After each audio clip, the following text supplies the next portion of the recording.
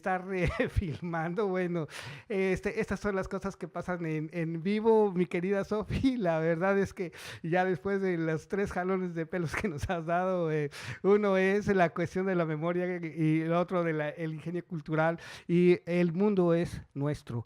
Adelante con sus palabras. Pues, ¿qué les pareció este cuento?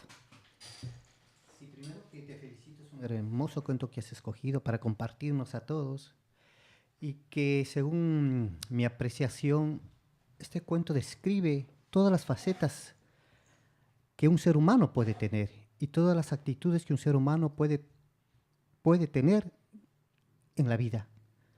Todos tenemos esas actitudes ante la vida.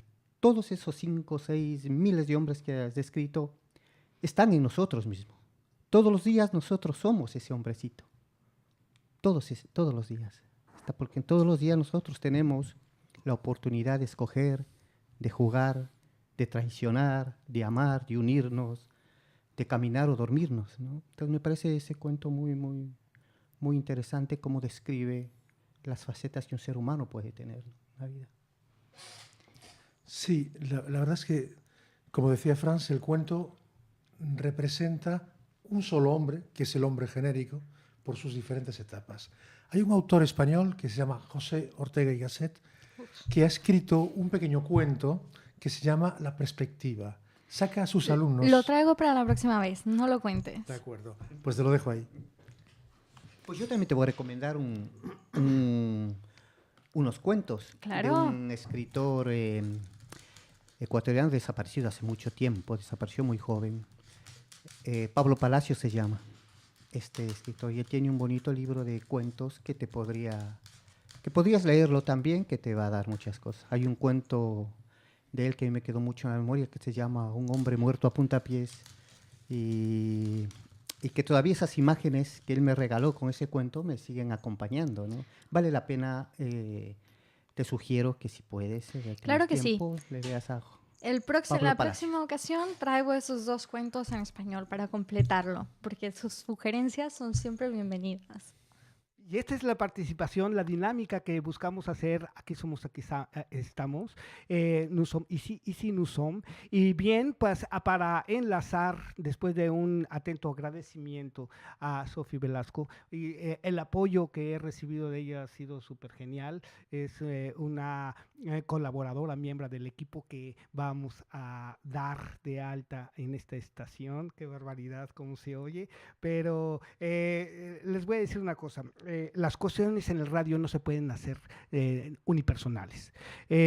La radio es el espacio de voz de muchos que somos, que estamos, que vivimos y que aportamos. Y en eso, bueno, pues lo que me he permitido decir de los comentarios, de apagar la cámara, que no está filmando, se acaba la pila y todas estas cosas, bueno, pues es parte de la dinámica que partimos haciendo radio por convicción, no por trabajo. Esta es una afición que es adictiva además.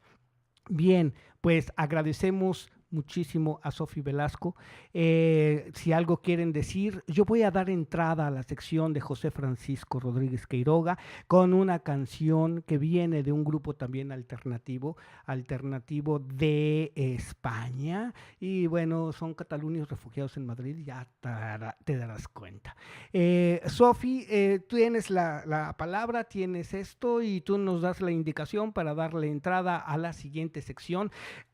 No omitiendo decir que gracias al apoyo de nuestros compañeros y gracias a toda esta corriente de gente que hace radio en Radiofrecuencia París Pluriel, como la sección Combo Lambi, Haitillas y Haití, que gracias a nuestro compañero y amigo Pascal, nos da la oportunidad de hacer este piloto con la extensión que nosotros deseamos, que es no tener la prisa del tiempo y de platicar y de invitar a participar en la radio a todos nuestros escuchas. Sofi, te quedas con los micrófonos y daremos entonces entrada a un grupo que se llama Antílopes. Pues bueno, solamente para decir unas pequeñas cosas, la última canción que escuchamos es de Ludovico Einaudi, obviamente, The Earth, ¿no?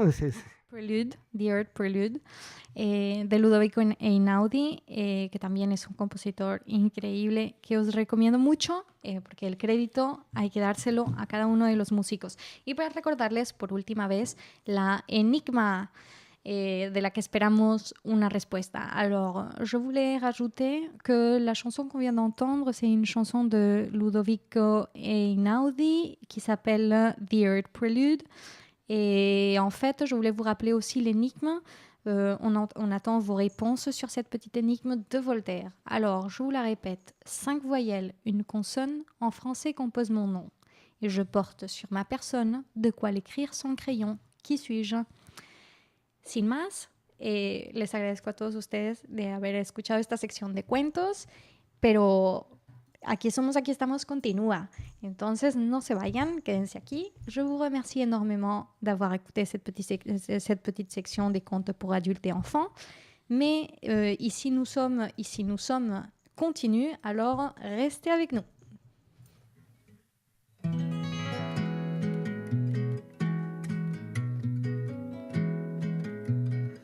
Las vidas que da la vuelta, las vueltas que da la diva, sin ticket de abarcamiento, consumación incluida, amnesia para oídos sordos y pupilas gustativas, atracos con alma blanca, versos con lengua nativa. No hay que hacerse derrocar, que de alusiones se vive. Abrigo de mis abrigos, cuentos premium sí, plan pibe. Y pago a incómodos plazos, palabras cerca de nada, silencios cómodos trazos, cadenas empalabradas.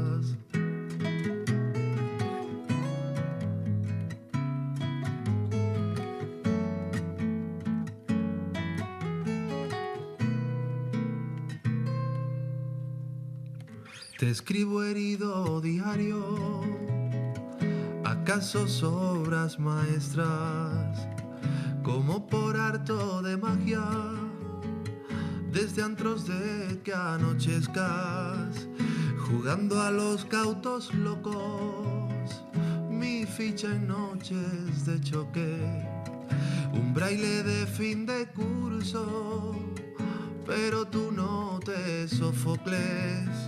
Bebo extrovertidos tóxicos, vocaciones de vegano, poéticamente correctas, rimas por parte de hermano, y pago a incómodos plazos, palabras cerca de nada, silencios cómodos trazos, cadenas empalabradas, sonido musicodélico en mi caracol acero, suena cual viejo surround, ropopon pam, mi universo paralelos,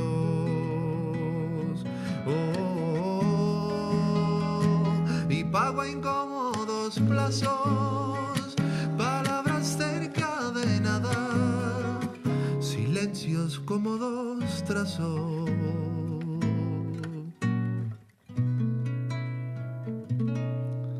cadenas empalabradas.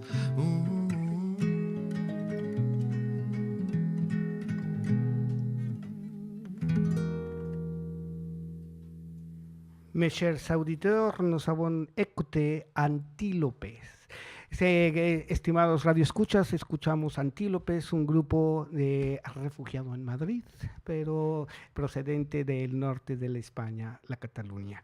Bien, pues es oportunidad de entrar a el tema que nos trae ahora por segunda ocasión la presencia de José Francisco Rodríguez Queiroga, representante de la Cámara de Comercio Latinoamericana, y bien, te le doy a nuestra animadora, antes de entrar al tema hispanidad, la presentación oficial.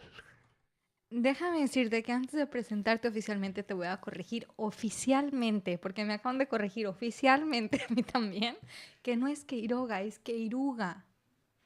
Entonces es José Francisco González Queiruga. Rodríguez.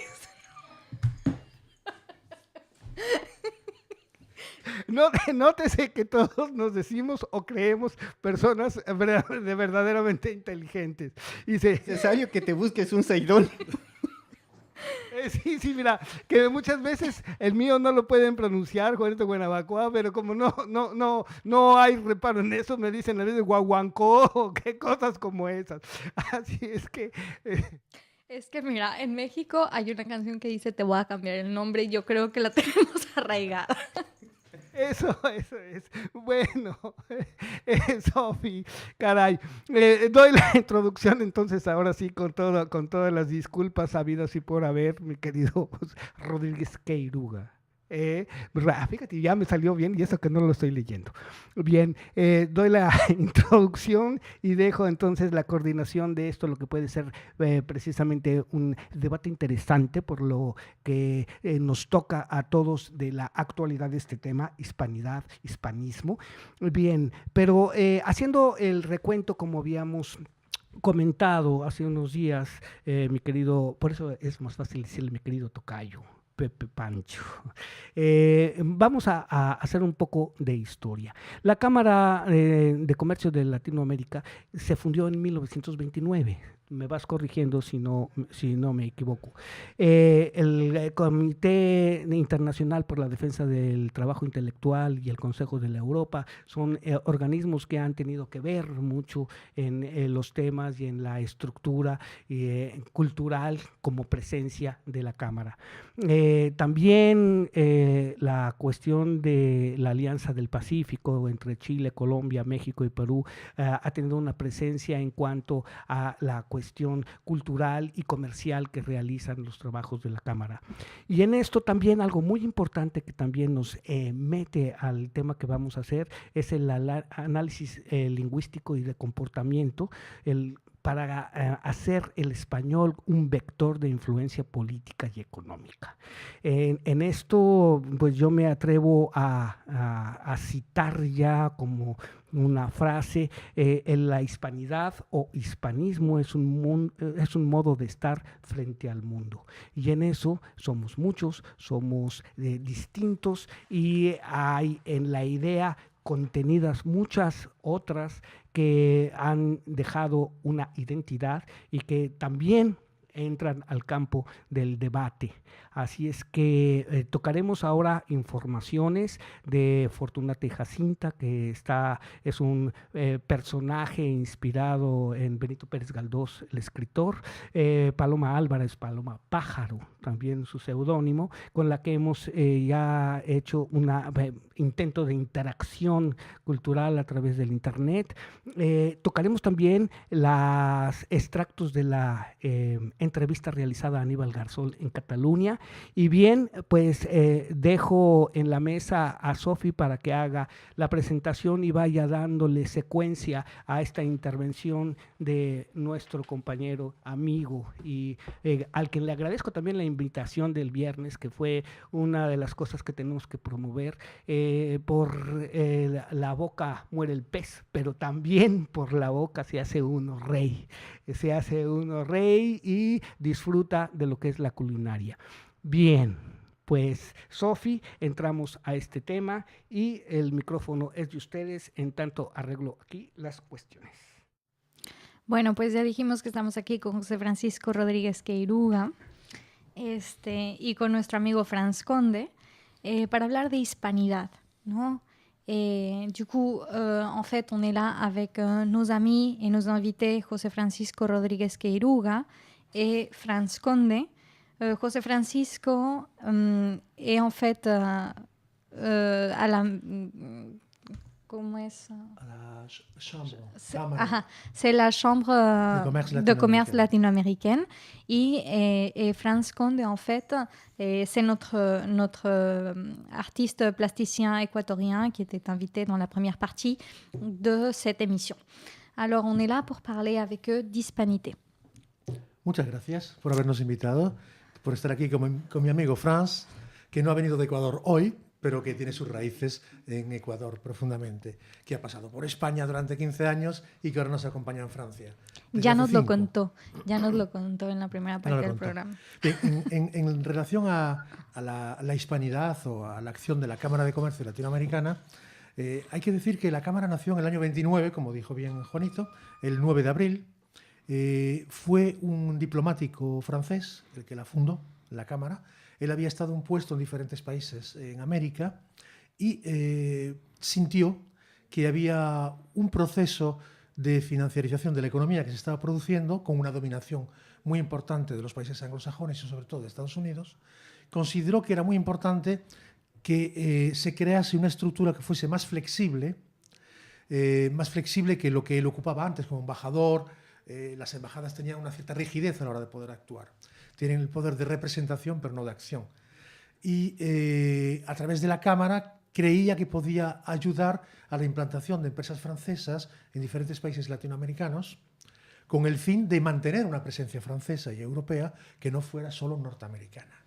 Eso fue el objetivo principal de la creación de la Cámara en esa época. Evidentemente, entre 1929, en octubre, noviembre, llega el crack de la bolsa, cantidad de empresas se cierran, muchísima gente se va a la calle y se empieza a reestructurar otro mundo. Entre 1929 y 1933 se crean legislaciones antitrust, se crea todo un sistema para intentar frenar esa pérdida de poder de las diferentes empresas y de las pequeñas empresas sobre todo, porque fueron las grandes las que crearon el problema. Lo que ocurre es que inmediatamente en Europa se genera todo un proceso a partir de 1933. En Estados Unidos se crea la Glass-Steagall Act para evitar los trusts. En Europa, en 1933, aparece la Kristallnacht en Alemania, Hitler sube el poder y todo un conflicto mundial que empieza a aparecer. Con lo cual, la Cámara en esos momentos va asentando sus posiciones, pero tiene una actividad a partir de la Segunda Guerra Mundial que se limita fundamentalmente a mantener lo que había como empresas, pero no podía hacer gran cosa tampoco a nivel de creación. Después de la Segunda Guerra Mundial, a partir de los años 50, entre 47 y 48, con todos los acuerdos internacionales, con los tratados que se han creado para refinanciar la economía de las zonas en conflicto, vuelve la Cámara a activarse y vuelve a llevar una política de apertura de Europa hacia América. Pero eso se hace poco a poco y al mismo tiempo en el año 57 se crea la Unión Europea, con lo cual Europa ya no puede, a partir del momento que la Unión Europea toma el mando de las relaciones exteriores económicas, los países individualmente no pueden llevar a cabo relaciones bilaterales económicas, son relaciones multilaterales. Con lo cual, todos los organismos camerales, ya la nuestra, pero las otras también, empiezan a caer en una especie de decadencia lenta que las va haciendo prácticamente llevar a un punto de ruptura o de muerte, parálisis cerebral completa, sobre todo a partir de los años 80, cuando se genera el acta única, la Unión Europea, ir hacia una Europa federal, etcétera, etcétera. Y yo retomo la Cámara en el año 2013, imagínate, 2013, donde había que darle unos electroshocks fuertes para que se despertase. Y con una serie de pequeñas empresas y grandes empresas empezamos a reactivar, dándonos cuenta de que el mundo nuevo ya no era el antiguo mundo en el que se había creado, que no podíamos funcionar fundamentalmente por un espíritu productivista o industrial, que teníamos que adaptar las transformaciones sociológicas de comportamiento en el mundo latinoamericano y europeo. Tenemos que hacer un trabajo en los dos sitios. Y ese trabajo es el que llevamos haciendo ahora 5 años, fundamentalmente. Y dentro de ese trabajo, en el análisis comportamental, nos hemos dado cuenta de que había grandes polos geopolíticos y que el nuestro, que es lo que yo llamo hispanidad, estaba semidormido debido a que los grandes polos económicos fundamentalmente son el mundo norteamericano, que nos ha ido aniquilando completamente el espíritu de unidad hispano. Y es más, en algunos países incluso, por ejemplo, cuando en 1898 y años posteriores se tomó Filipinas, hay que tener en cuenta que en Filipinas se hablaba español antes y que Estados Unidos llevó una política de genocidio completo de 1.400.000 personas, las que hablaban español. Y luego vaciaron todos los libros de español de las bibliotecas públicas, escuelas, etcétera, y los cambiaron por libros en inglés.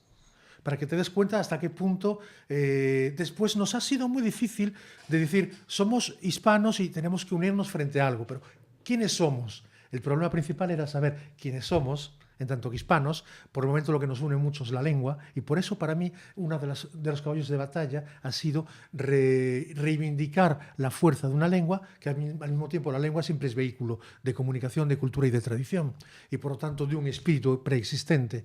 A partir de la lengua es uno de los elementos clave que nos ha llevado a trabajar uniendo comportamiento, sociología y aspectos lingüísticos y culturales para recrear un espíritu sin el cual es imposible reganar de nuevo fuerza, poder económico y tener y marcar nuestras ideas en el mundo actual.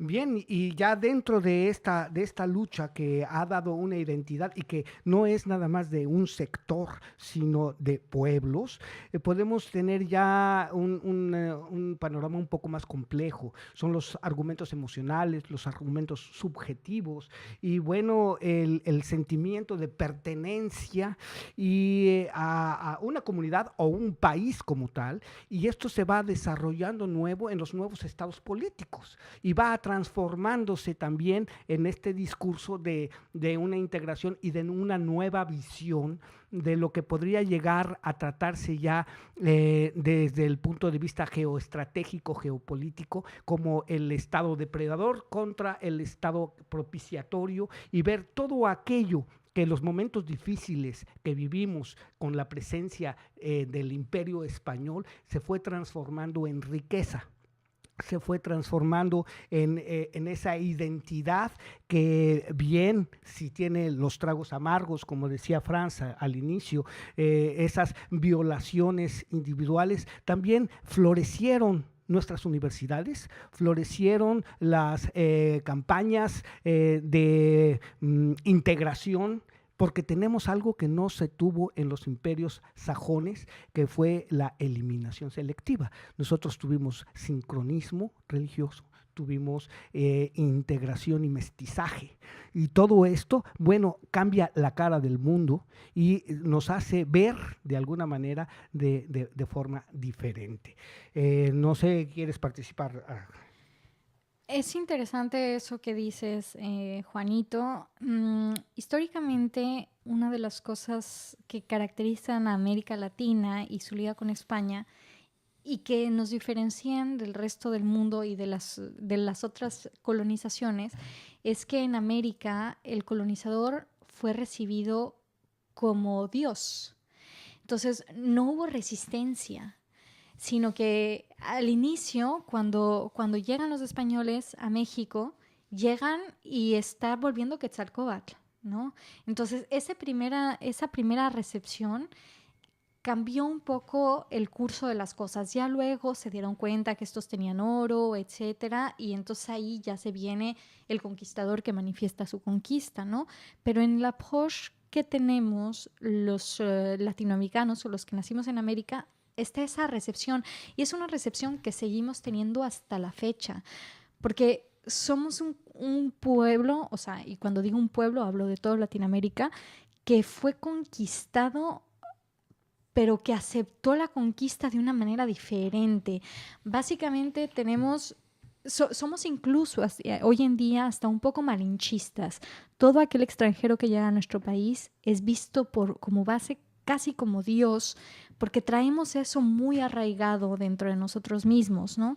Pero sin embargo, aunque es una cosa que es global de toda Latinoamérica, no tenemos una unidad completa entre toda Latinoamérica, aunque somos muy buenos hermanos, por ejemplo, los ecuatorianos y los mexicanos, no nos llamamos latinoamericanos a nosotros mismos, sino que nos llamamos yo soy ecuatoriano, yo soy mexicano, yo soy venezolano, yo soy costarriqueño, porque nos falta esa identidad global, que al final es súper extraño porque si tú estudias, inclusive como en el Ecuador, las ligas que hubo entre, por ejemplo, las antiguas comunidades indígenas son increíbles. Había realmente una línea en Mesoamérica, era Mesoamérica completa.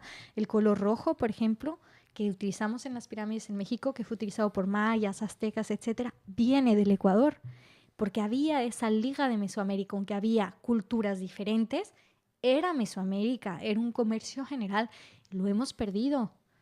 Tenemos muchísimas cosas en común, pero lo hemos perdido. Es como si a pesar de tener todas esas cosas en común, históricas, esa aceptación del que llegó de afuera, eso de integrarnos a las nuevas, o sea, de mezclarnos a esa nueva cultura, haciendo doctrinas eclécticas religiosas entre el catolicismo y las tradiciones indígenas en todos nuestros países, a pesar de tener esa misma visión, de vestirnos casi igual en cuanto a los trajes tradicionales, porque hay pequeñas variaciones, de comer casi lo mismo, diferentes cosas de maíz, o sea, diferentes sushi, no sé cómo se dice en español, de maíz vienen, por ejemplo, del Ecuador también, etcétera, porque había muchísimo comercio. Eso yo lo supe por una arqueóloga cuando estuve en el Ecuador.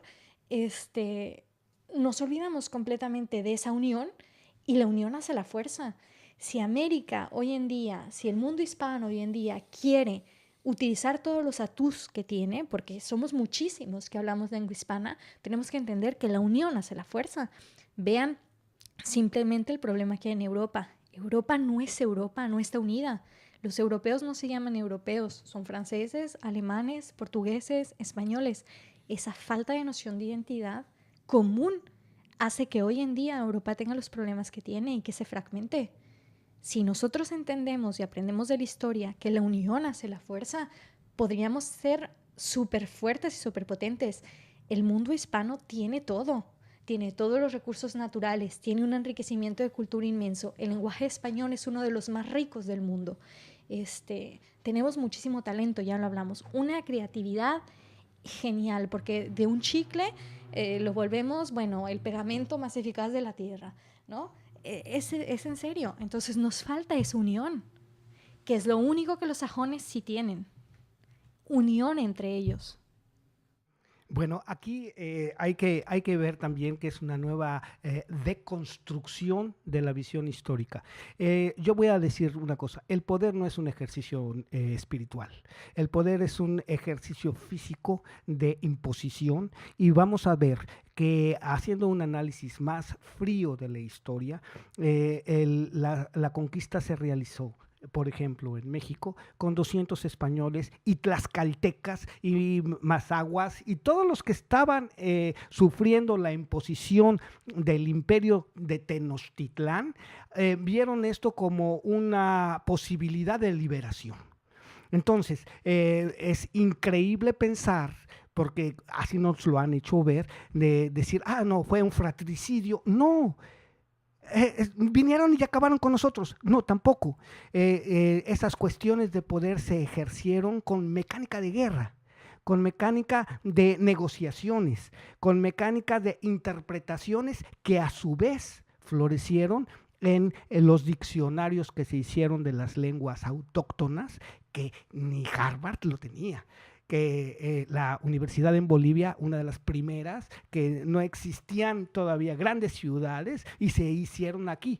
Esa reproducción también de las instituciones, porque vamos a ver, los españoles son herederos del Imperio Romano y reproducieron, por eso nos llamamos latinos, y entonces reproducieron sus instituciones, los cabildos. los ayuntamientos. Entonces, no nos llevaron como llevaron a los estadounidenses o a los apaches a una reserva. Se integraron de alguna manera. Y yo creo que con esto, bueno, pues podemos dar pie a que siga su exposición Francisco Rodríguez Queiruga. Y cuando me des la oportunidad, ponemos el extracto de otra visión desde España de lo que es el hispanismo. Adelante, mis queridos. Bien, como estábamos diciendo en el cruce, fundamentalmente, es evidente que el mito de Quetzalcóatl se ha escrito por todos los lados, pero bueno, cuando Cortés observó lo que estaba pasando, vio que había muchísimas tribus que estaban sometidas al poder azteca fundamentalmente, entonces muy inteligentemente y muy políticamente dijo, si ustedes quieren liberarse, nos asociamos, si ustedes quieren liberarse, nos asociamos. Fue una especie de acción político-guerrera y muy estratégica para acabar con, porque 200 soldados no podían acabar con nada. Tenían 4 trabucos y unos cuantos caballos. Imposible que pudieran acabar con 1 millón de personas bien armadas. Imposible. Entonces, ha habido un elemento, se ha mezclado el mito con la realidad geopolítica de la necesidad de un momento, fundamentalmente. Después es cierto que ha habido elementos de conquista. Los elementos de conquista, en la guerra se cometen cantidad de tropelías, cosas que mejor a veces no quiere uno imaginarse, pero es la guerra, fundamentalmente. No obstante, se reconstruyeron los esquemas del mundo hispano. Por ejemplo, como decía nuestro amigo Juan, no se llevó a las reservas, ni a apaches, ni a comanches, ni a nada, ni se les exterminó poco a poco.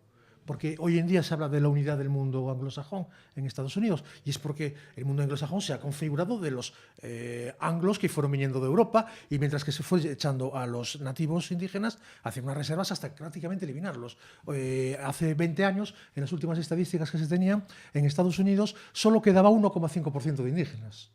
Mientras que en la parte del mundo hispano, al haber la mezcla que se produjo por las leyes de Indias declaradas por Isabel la Católica, que decía que a las personas del otro continente tenían que considerárseles como igual como los españoles en España. Y por tanto se recrearon todas las estructuras. En cuanto al oro y otras explotaciones, en 300 años se sacó de oro y de plata el equivalente de 10 años actualmente. Es decir, y había el quinto que se llevaba, que era el 20% que se decía, que se llevaba de oro y plata a la península ibérica. El resto se reinvertía en hospitales, carreteras, universidades. La imprenta, una de las primeras imprentas españolas, se creó en América. Y después se publicaron prácticamente todas las gramáticas históricas de las lenguas locales, para que no se perdiesen, porque ellos no las escribían. Entonces se empezaron a escribir. Y se mantuvo en las diferentes etapas de la colonización. Vinieron los jesuitas fundamentalmente, los franciscanos, dominicos, son los 3 órdenes fundamentales. Iban recogiendo todo, iban anotándolo todo, tenían la obligación de anotarlo todo, ver las estructuras sociales, ver cómo funcionaban, ver cómo eran, con el fin de mantener, en la mayor parte de los pueblos se mantenían las estructuras clave y simplemente se asociaban a los caciques locales a las estructuras de poder españolas que se habían ido implantando poco a poco. Pero fue un proceso de 100 años aproximadamente, en los cuales, por ejemplo, Harvard se creó a finales de 1600. Y empezó a funcionar realmente en 1700. Pero solo podían ir blancos. En las universidades españolas, como la de Bolivia, como la de Filipinas, como las de México, que son las más importantes, iban tanto indios como mestizos como criollos. Es decir, todo el mundo podía ir, tenía acceso a la universidad. De hecho, uno de los mejores escritores de lengua hispana era un indio peruano que se fue a España a hacer el final de carrera. Es el Garcilaso, el indio Garcilaso. Sor Juana Inés de la Cruz, también una de las grandes poetas mexicanas, bueno, se hizo dentro de las instituciones españolas en la educación. Hay que decir una cosa también, y es que varios visitantes alemanes, austríacos, que fueron recorriendo América, porque como todavía estaba el Imperio Habsburgo en un momento determinado, aún había muchas relaciones, fueron analizando cuál era el nivel de vida de los que iban encontrando. Por ejemplo, llegando a México, analizó cuál era el nivel de vida de un obrero mexicano en 1710. 1710. El nivel de vida de un obrero mexicano, decía el hombre, es 5 veces superior al nivel de vida de un obrero alemán, o de un obrero francés, o de un obrero español. No de español, el español tenía un poco más de nivel que los otros, pero 5 veces superior. Comía muchísima más carne, tenía más para quintales de trigo disponibles anualmente. Es decir, que había todo un sistema de nivel de vida y de posibilidad de estudios que no tenían en Europa, en 1710. Lo que pasa es que en el siglo XVIII, en 1700 a 1800, fue el proceso que se creó en Europa, que fue influyendo a todo el mundo, que fue la Ilustración. Entonces, nosotros muchas veces no tenemos en cuenta el fenómeno de la Ilustración, que lo tuvo en España muy fuerte. Por ejemplo, cuando Napoleón invadió España, ya venían los afrancesados apoyando la estructura de Napoleón. Perdón. Con lo cual, simplemente deciros que si hoy hablamos de dificultad de reconstruir la hispanidad, tendríamos que irnos un poco al movimiento de la Ilustración, que dio lugar a la Revolución Francesa, y al mismo tiempo, ¿qué pasó en Gran Bretaña en esa época donde los británicos no podían introducir la Ilustración a la francesa? Y nació en 1714 la primera organización masónica de Europa, en 1714, con la Constitución de Anderson. Y que luego fue transformando poco a poco, porque no podían oponerse a la iglesia local, la anglicana, si no les cortaban el cuello, como le pasó a Tomás Moro, que había escrito la Utopía. Entonces crearon una organización secreta que al mismo tiempo tenía su paralelismo en la Ilustración. La mayor parte de los ilustrados eran masones. Napoleón era masón. Josefina fundó la Orden del Gran Oriente de Francia, masona. Es decir, que hay cantidad de cosas que tendríamos que rever en función de esa particularidad de la historia de Europa que generó la Ilustración hasta la Revolución Francesa, para comprender qué estaba pasando del otro lado, porque el otro lado vivía al mismo ritmo que Europa. Y como vivía al mismo ritmo que Europa, lo que estaba pasando en Europa a nivel de lecturas, estaba pasando a nivel de lecturas en América. Bien, Benito Juárez fue masón, el benemérito de las Américas. Para este encuentro, esta situación donde existen ya las primeras visiones distintas y polémicas, voy a dar el paso a Aníbal Garzón para que veamos esa estructura y a partir de eso, pues nos lancemos a platicar, que además, mi querido tocayo José Francisco, yo creo que este es un tema que no se agota aquí, que va a empezar porque, mira, está sonando el teléfono precisamente de ya las gentes que tienen algo que decir. Así es que, si me permiten ustedes, dejamos correr a este extracto unos cuantos minutos y proseguimos diciendo que ya tenemos aquí a nuestros siguientes invitados, Marisol Takashimizo-san. Y bueno, pues si les pido a ellos que pasen, va a ser también para que animen musicalmente este momento. Dejamos correr la grabación. Álgido, muy actual, el hispanismo, la hispanidad. ¿Yo os puedes decir? Bueno, yo primero lo que se dice como hispanismo, y haciendo un poco de epistemología, no defiendo tanto ese concepto, porque creo que hispanismo hace referencia a lo que es España, ¿no? Como se dice, hispanidad. Y creo que el concepto de hispanidad, por el tema de la colonización histórica, va más allá.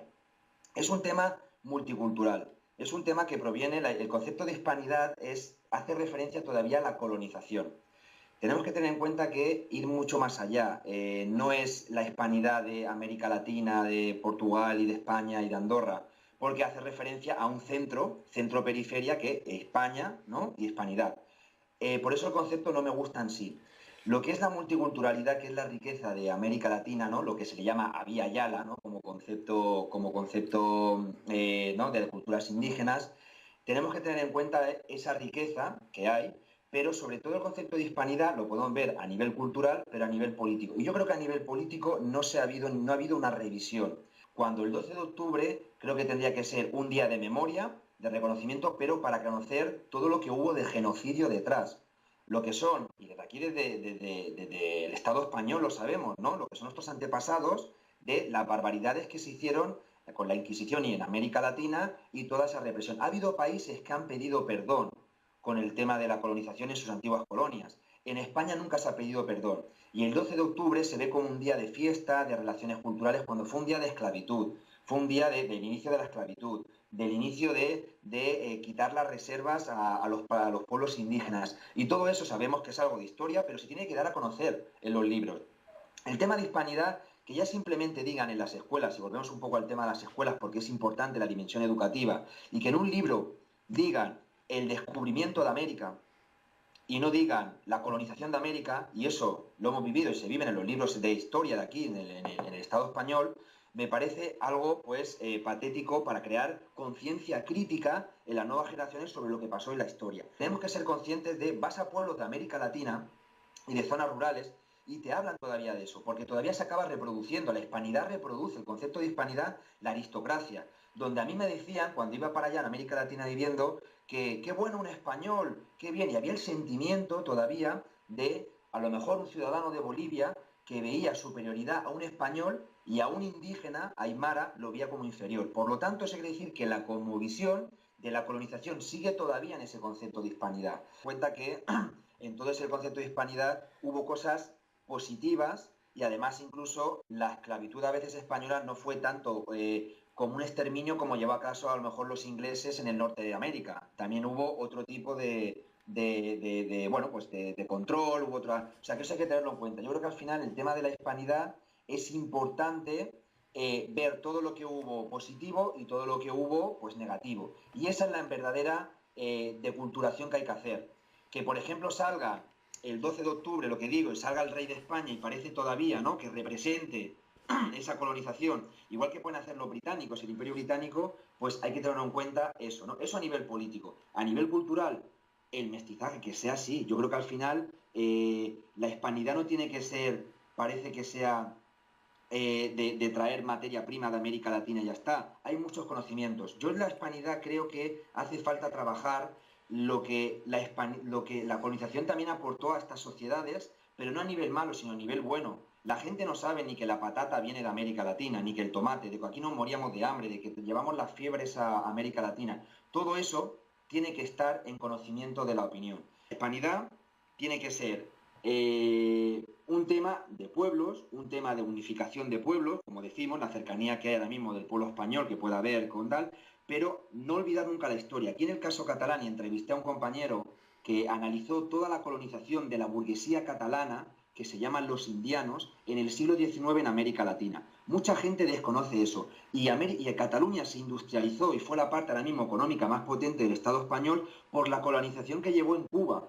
Por ejemplo, grandes empresas y la esclavitud y el tráfico de población africana, de esclavos negros que llevó. Todo eso se tiene que conocer en la hispanidad. No solamente es folclore, cultura y todo eso, que es muy importante, pero si un catalán no conoce que esas casas indianas las llevaron, son de dinero, de esclavitud, aquí Marqués de Comillas, en Cataluña, el Marqués de Comillas, que es uno de los que explotó a esa población, tiene calles en toda Cataluña.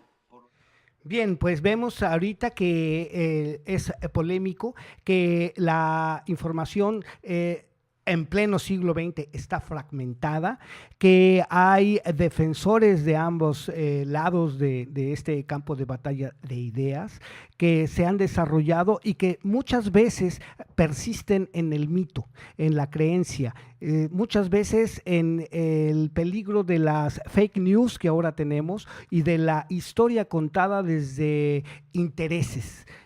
Aquí la propuesta de mi tocayo José Francisco de abrir nuevas posibilidades de deconstrucción, pues presentan un reto que no es fácil, un reto que además implica todo un campo de batalla de ideas. Y bueno, como este tema no puede agotarse aquí y realmente va a despertar el interés de muchos de nuestros escuchas, yo voy a pedirte, Sofi, que coordines las intervenciones aquí para poder también seguir con la política del programa de propiciar la presentación de músicos alternativos.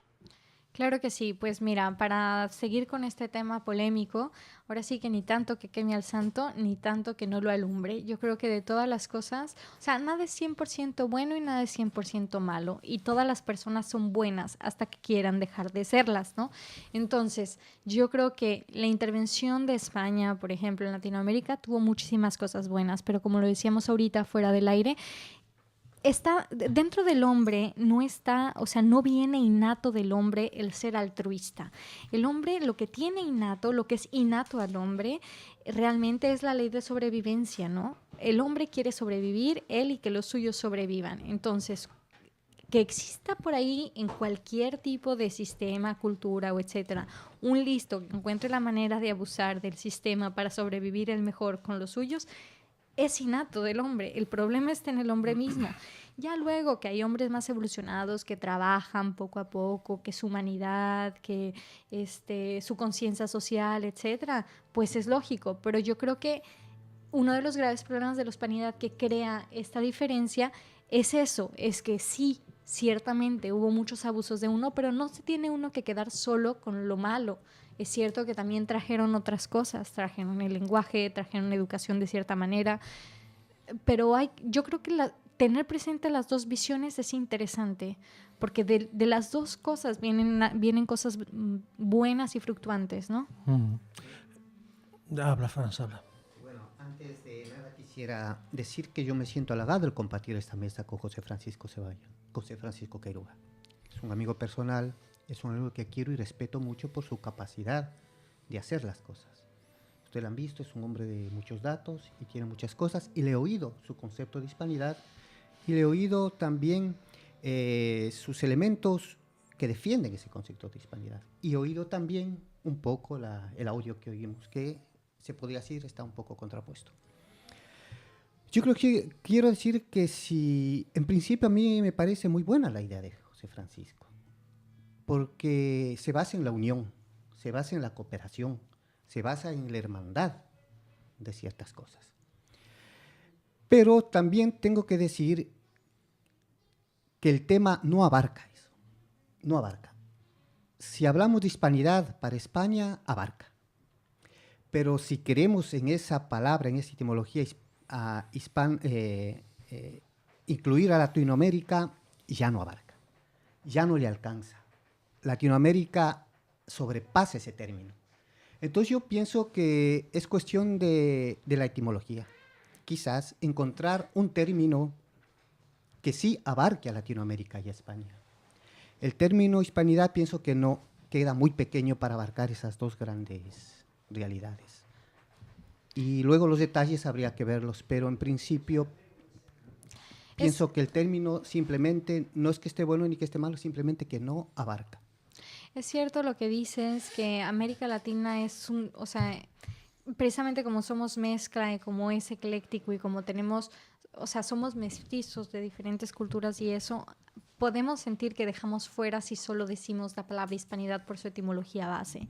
Pero sin embargo, si consideramos o sea, como dices, creo que estoy bastante de acuerdo contigo, de que para abarcar ese todo, deberíamos quizá no una sola palabra, sino decir mundo hispano o no sé, una cosa más global que incluya también esa globalidad, podría ser interesante. Pero sin embargo, volviendo a lo que tú decías, yo considero lo que tú has dicho de todos los buenos aportes que tuvo España, estoy de acuerdo contigo que no muchas veces hacemos alusión a eso, nosotros como latinoamericanos, no muchas veces lo decimos, no muchas veces tomamos en cuenta que gracias a eso llegaron las universidades, no muchas veces tomamos en cuenta que gracias a eso llegaron los avances. Es un poco, mira, como en el caso de México, la época del porfiriato, ¿no? Porfirio Díaz muchas veces se ve como el tirano de la historia, pero también gracias a Porfirio Díaz se creó el ferrocarril, gracias a Porfirio Díaz se hicieron muchos avances. Entonces, de la misma manera, creo que no tenemos no tenemos por ese malinchismo o esa conquista que tenemos encima, la capacidad muchas veces de ver lo bueno que nos trajo España en su momento. Bueno, es cierto que, como dice Franz, que la unión es uno de los elementos clave. Después, si hablamos de semántica, Puede haber diferencias en cuanto a la utilización de una palabra u otra, lo que es normal en la historia del hombre, pasa constantemente. Pero sí quiero decir que el término de Latinoamérica es un término que nació en Francia, en un momento en que Francia, viendo la debilidad de España, quería usurpar territorios en México y en otras zonas de América. Sí, es una intervención abierta, que le dieron el mantequillazo, como decimos en México, para que se viera bonito. Por lo tanto, hay un elemento político en la utilización del término de Latinoamérica que yo no niego el interés, puesto que son los países de lengua latina, a fin de cuentas, y que España es un país que nació también de la influencia de Roma, y por lo tanto el latín es el que creó las lenguas hispánicas, fundamentalmente. Ahora bien, cuando por ejemplo ves las Antillas holandesas, dices, bueno, América Latina o Brasil, que es una lengua latina, pero cuando yo hablo de hispanidad, no estoy hablando de Brasil, estoy hablando de todos los países de lengua española, que han estado unidos bajo un solo mandato, que han sido el imperio de que durante 250, 300 años ha sido el más importante del mundo y donde la gente tenía una más alta calidad de vida que respecto a las otras zonas del mundo. Lo que la gente a veces lo olvida. Entonces, para mí, hispanidad representa fundamentalmente eso. Entonces, para mí, abarca a los países de lengua hispánica, puesto que abarca una unidad que existió en un momento determinado y que fue destruida en base a unas circunstancias que podría explicar más largamente, pero que va a ser difícil de hacerlo en otro momento. Entonces, lo dejo ahí por el momento. Bien, pues como vemos ahorita fue una cucharadita de miel de este tema muy, muy intenso y que, bueno, nosotros, y eso es pecado mío, con la confianza de que hubo un pequeño retraso, dijimos, bueno, está el tiempo de nuestra parte, ahora vemos que nos está castigando. Tenemos aquí la llegada de otros invitados. José Francisco, con esa confianza, con esa amistad que me has brindado, sírvete como invitado otra ocasión y ahora sí bajo la certeza total de que tenemos que dedicar toda una emisión a este tema que se enriquecerá precisamente con las respuestas que de manera segura, no me dio tiempo ni siquiera de consultar ahorita los 16 mensajes porque simplemente no los alcanzo a leer, no los alcanzo a leer por distancia. En esto, pues, me permito suspender, darte la palabra para cerrar y recibir a Takashimiso y a Hervé Marisol y Nihongo tu Furamasugo de Hanashimasu. Okay. Antes de terminar, puesto que me dejas la palabra, después de haber escuchado a Aníbal Garzón utilizar todos los argumentos de la leyenda negra que siempre han estado cayendo sobre España, aconsejo a Aníbal que se lea, por favor, el libro de María Elvira Roca Barea, Hispanofobia e Imperiofobia, donde va a encontrar todo lo que no sabe y que ha demostrado no saber. Bien, como ven ustedes, esto saca chispas, saca lumbre. Y Sofi, una despedida, por favor. Y nótese que ahora sí estoy en el papel de el capataz para poder aprovechar la presencia de estos dos músicos también muy, muy, muy notables. Muchas gracias por tu visión. Se me hace una visión muy enriquecedora de las cosas, porque siempre hay que ver las dos caras de la moneda y lo positivo en todo, ¿no? Ahora sí que el verdadero buscador crece y aprende y descubre que siempre es el principal responsable de lo que sucede, ¿no? Y lo que le sucede. Ojalá y se haga esa misión completa para tener las dos visiones y entonces poder generar cada uno individualmente su idea de las cosas, ¿no? Muchas gracias a los dos.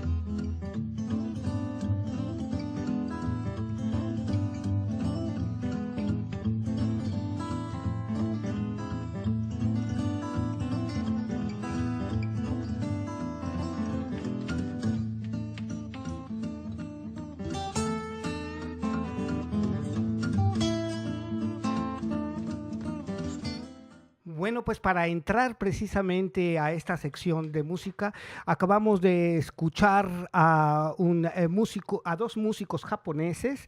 Nous allons écouter du musicien japonais, Ishikawa Toshihiko et Sakasaki Konosuke, avec une composition de David Graham, Angie, que c'est très connu et que c'est l'influence de la musique occidentale dans l'Orient. Je veux dire que Toshihiko Ishikawa, c'est un des grands musiciens japonais. Et ensuite, c'est pour donner l'entrée à nuestros amigos, à nos amis, Hervé Morisot. Hervé Morisot, bien sûr, et à Taka Shimizu. Et si je veux demander à Taka de faire très petite introduction en Hongo, Taka ni furumashu no Honyuka o iranai shimasu. Allez. 皆さんこんばんは。アコーディオンの高です。本日はですね、30分20分ぐらいなんですけども、フランス人のギタリストエルヴェ・モリゾーと、僕とで、セッションしたりとか、するので、最後まで、お聞きください。メッセージ僕。Domo arigato gozaimasu. Bien, pues je veux demander à Sophie de faire la présentation de nuestros amis ici et de Hervé Morisot y de Taka Shimizu en français et donner à lui le micro pour jouer sa première morceau que nous allons ici l'honneur d'avoir. Pour finir notre émission, on a l'honneur d'avoir deux grands musiciens, Hervé Morisot et Taka. Et en fait, qui vont jouer in live, en fait, pour nous, pour vous tous. Et j'espère que ça vous plaira. Du coup, les micros sont à vous. Et bonne musique à vous tous.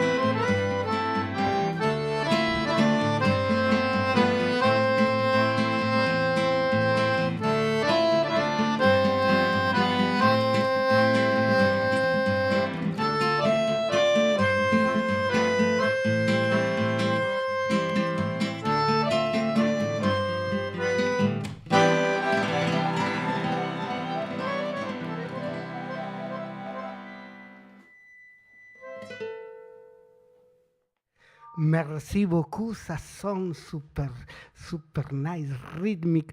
Nous avons ici pour parler de son projet personnel et aussi le projet qu'on jouait maintenant, Takashi Mizu et Hervé Morisot.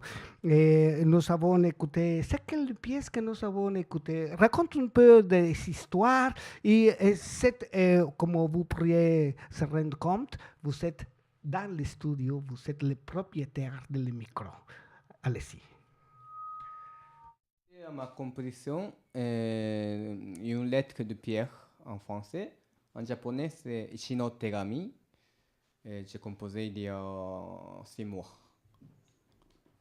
Oui, merci. Et vous-même, Hervé, qu'est-ce que nous pourrons dire?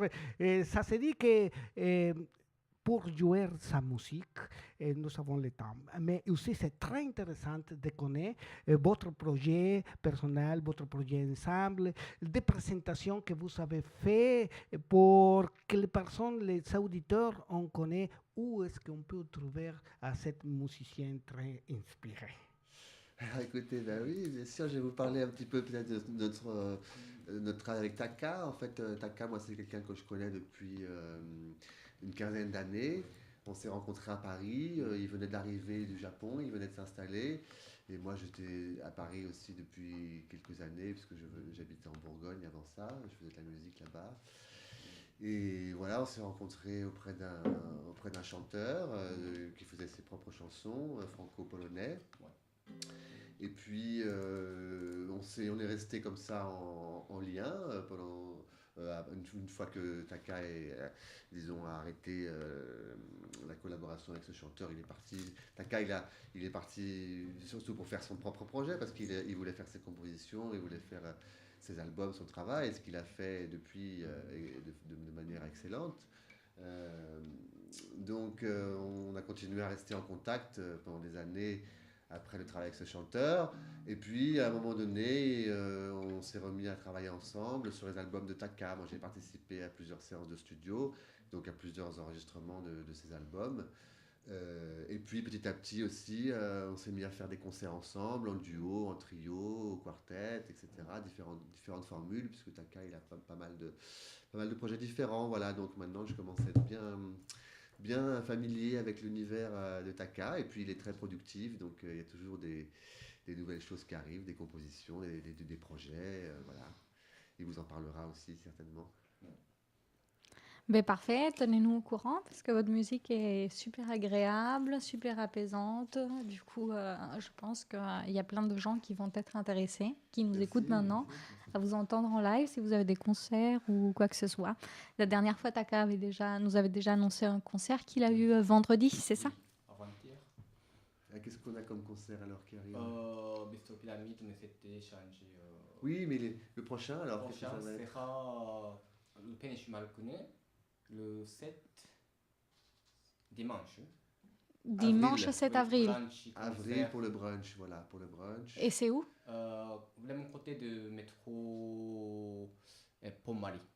Ok, et ça s'appelle, l'endroit s'appelle comment?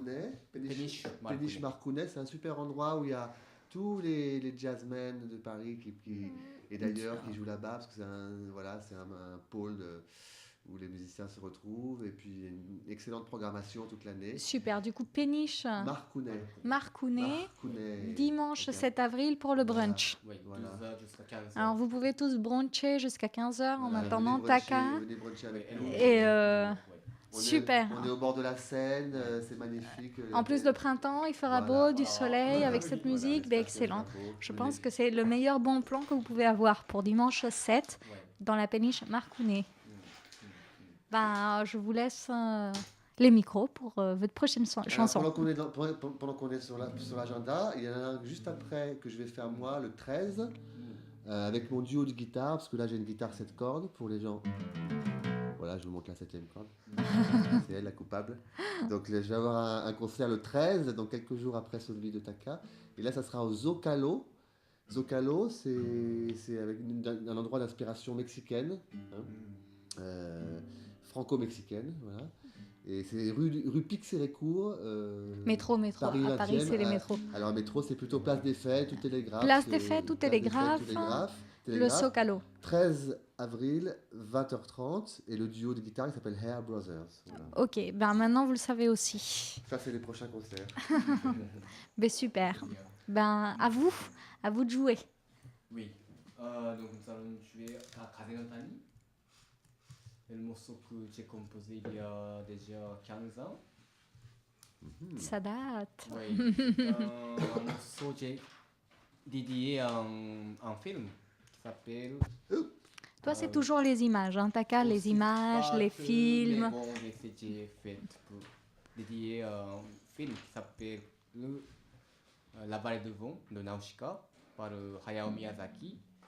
Donc j'ai composé ce morceau. Ben super. Kaze no Tani.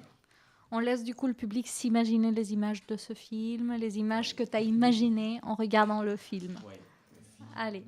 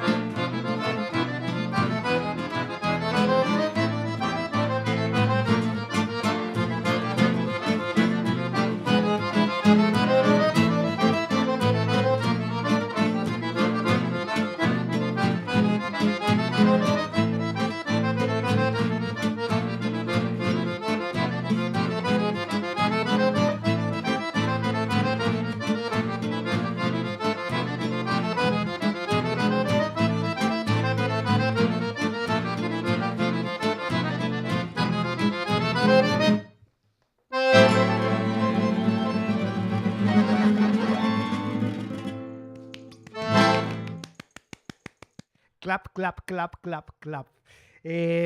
Merci beaucoup. Sa présence revise le programme très, très haut. Sophie, para hacer una última intervención a nuestros invitados, decirte que contamos con 8 minutos, 8 minutes ajá. Donc, j'aimerais vous écouter dans un ou deux morceaux plus courts aussi, que beaucoup d'informations que vous pourriez donner pour que les auditeurs on trouve votre travail. En fait, est-ce que vous avez un site web ou quelque chose où on puisse vous entendre? Oui. Alors, c'est quoi? Moi, c'est Taka, T-A-C-A, Mhm. accordéon sur Google. Donc, il y a quelques vidéos YouTube aussi. Taka accordéon. Oui. Et toi? Alors moi, mes compositions, pour l'instant, elles sont sur les plateformes digitales iTunes, Spotify, Et Deezer. comment on te cherche? Alors on cherche Hervé Tito, c'est à l'espagnol justement, à l'hispanique, Hervetito, Hervé Tito. Hervé Voilà. Tito. Et voilà, il y a deux albums qui s'appellent Melodic World Mix. Ok, ben maintenant vous savez où trouver les compositions de ces deux grands artistes. Et pour finir, on vous laisse avec une petite pièce courte, c'est ça? Oui. Une pièce Ah, courte. Bretagne? Bretagne. Oui. Bretagne, encore d'inspiration des baleines ou la mer ou c'est quoi maintenant? Ça, c'est Bretagne. C'est Bretagne. Ok. Oui. Ben parfait. Ben à vous tous Bretagne pour finir. Oui.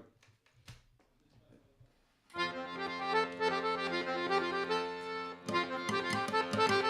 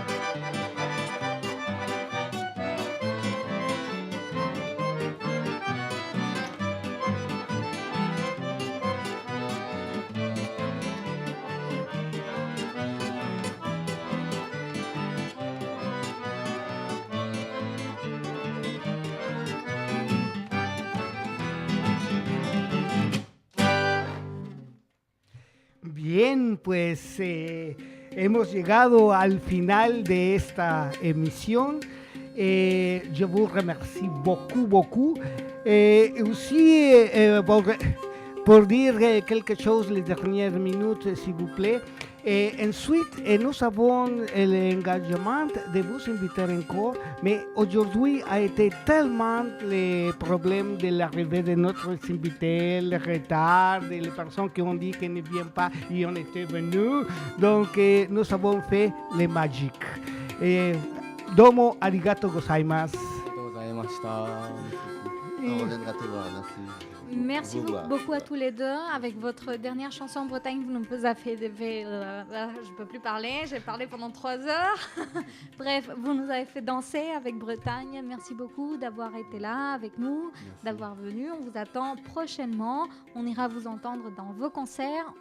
On le rappelle, alors le 7 avril... Oui. Dimanche 7 avril, la péniche Marcounet. Marcounet, pardon, désolé. Hôtel de ville pour Marie.